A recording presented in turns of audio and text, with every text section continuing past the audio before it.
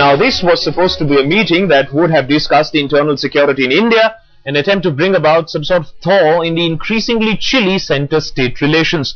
But quite the opposite happened, with the non-Congress chief ministers going hammer and tongs at the centre for its unilateral policies today. While the UPA ducked for cover, chief ministers like Narendra Modi and Naveen Patnaik, in a show of strength, had a meeting that was hosted by Jayalalitha. Worrying days ahead for the UPA, for this is being viewed as the rise of a new, more powerful anti-Congress front.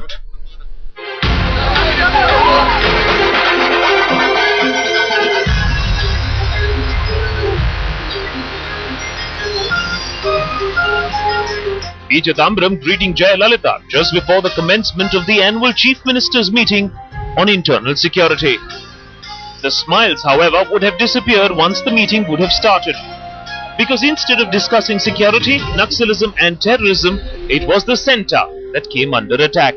Despite the Prime Minister's assurance that a separate meeting would be called on the 5th of May to discuss the controversial NCTC, his conciliatory tone had a few takers.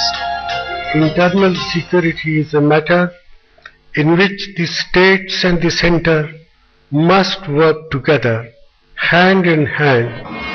The non-Congress chief ministers, however, only wanted to focus their attack on the government using the NCTC issue.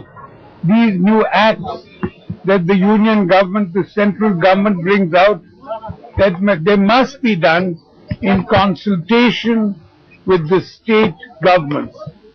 चाहे NCTC हो, चाहे BSF हो, चाहे RPF हो, ये सारे unilateral चल रहा है और उसके कारण केंद्र और राज्य के बीच एक अविश्वास का माहौल बना है. Modi even went to the extent of branding the central agencies as tools of the government to harass political rivals, and that he claimed had increased the centre-state trust deficit. And if the UPA was hoping for any sympathy from Jayalalitha, then Amma did not oblige, rather hitting out at the centre in the worst possible way. Constant attempts to reduce states to the level of glorified municipal corporation, heavily dependent on centre for funds, is a travesty of federal nature of our existence. During the meeting, the Prime Minister noted that the internal security situation had made a vast improvement since 2011, but it is the political situation which should be more worrying for the Congress. Even before the meeting began, the Congress was hit by the conspicuous absence of Mamata Banerjee.